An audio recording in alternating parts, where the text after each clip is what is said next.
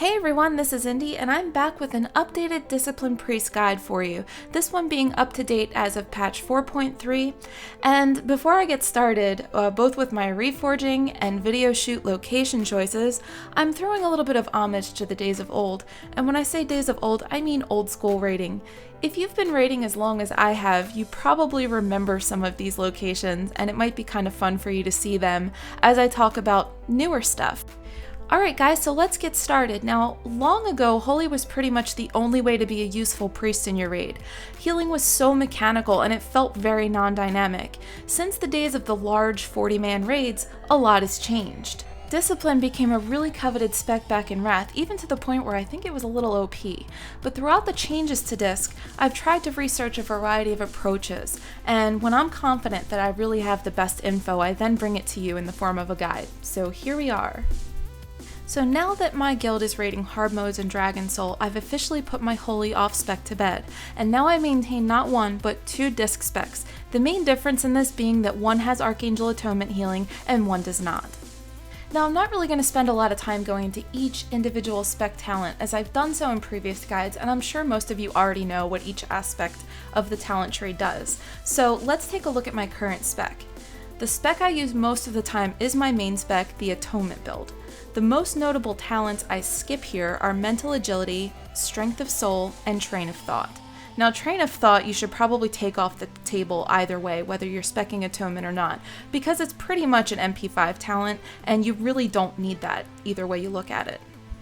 Now, regardless of your spec, don't forget to take Inspiration under the Holy Tree, and finally in the Shadow Tree, your only two obvious choices are Darkness or Veiled Shadows, and in Disc, since you should rarely be suffering from mana issues, the obvious ideal choice should be Darkness for the haste buff.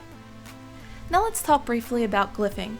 It's imperative that for your Atonement build you're including the glyphs of Divine Accuracy and Smite.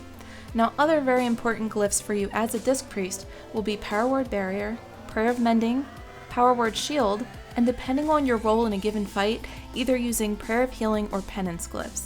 Minor glyphs are always completely up to you, as they're completely for convenience and they're not going to affect your throughput.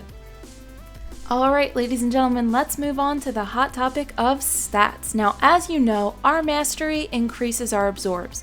Now the only reason you're ever going to fathom stacking Mastery is if you're shield spamming, and there's so few if any encounters where you'll actually find yourself in this situation, it's simply not ideal to stack Mastery. Now as you know, shield spamming went out with Wrath, and in my opinion it never really came back. There's only a very few applications where you would actually find yourself pre-shielding multiple targets. Heroic Ursage, for example. So a mana void's incoming, so yes, you're going to throw shields on as many targets as you possibly can before you're stripped of all of your mana. But that's not happening in every fight, and that's a very, very, very rare application of shield spamming.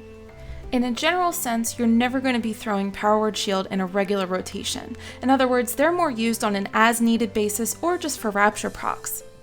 Now before we stomp Mastery into the ground, let me lastly explain to you some reasons why. Mastery increases the potency of your absorbs. Stacking Mastery means devaluing crit and haste, which in turn means less Divine Aegis shields, i.e. absorbs. Now in my opinion, I'd rather stack more Divine Aegis shields than fewer more potent ones. Also keep in mind, Divine Aegis bubbles do stack. That said, our most valued stats currently are haste, over crit, over Mastery. Now let's briefly discuss gearing and reforging. Now generally you won't be looking to nab any gear with Mastery on it, but if you get something that is an overall upgrade and it just so happens to have Mastery as a secondary stat, reforge that into haste or crit as needed. Now you can use a site like wowreforge.com, and that can be a really great tool in helping you maximize the benefits of your reforges. I should also note you really shouldn't worry about reforging anything into Spirit, as Disc Priest with proper management of your mana cooldowns, you really won't have mana issues. Your ideal gem choices are going to first be the Brilliant Inferno Ruby, alternatively a Brilliant Queen's Garnet, secondly a Reckless Ember Topaz or Reckless Lava Coral, and thirdly, the Purified Demon's Eye or Purified Shadow Spinel. Now in this build and spec, your meta gem should really be the Burning Shadow Spirit Diamond.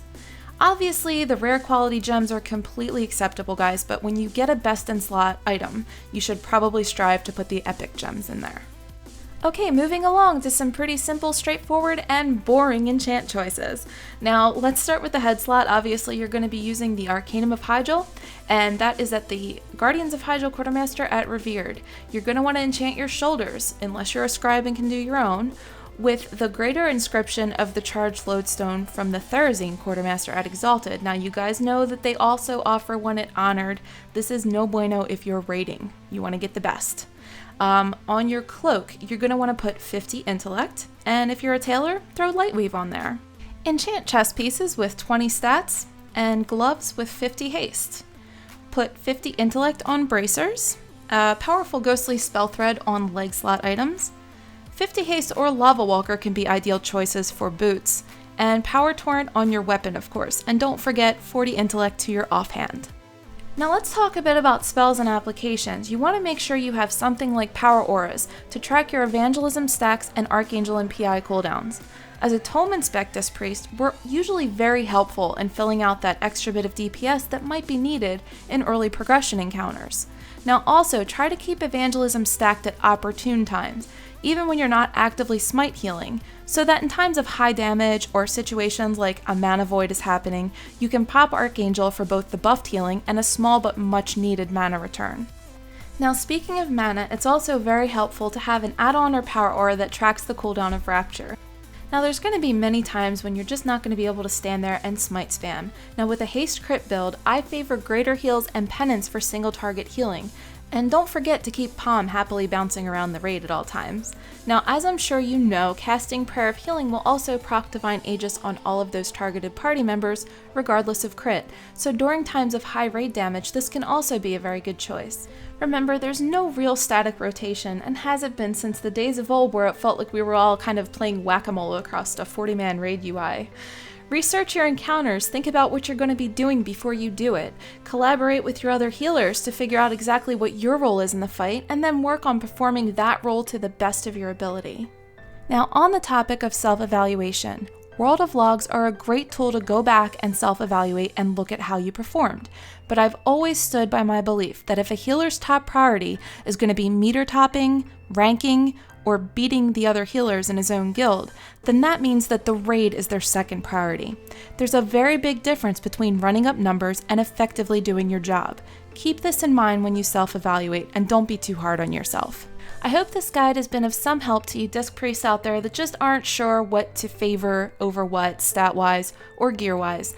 And stay tuned for some more encounter-specific disc healing guides. I have some of those on the way, and I'm shooting them as my guild progresses through Heroic Dragon Soul. Until next time, guys, this has been Indy with TGN. Thanks for watching. This video is part of the Way Movement, a career path for YouTubers. To learn more, visit tgn.tv. Don't you do it, Indy. Everyone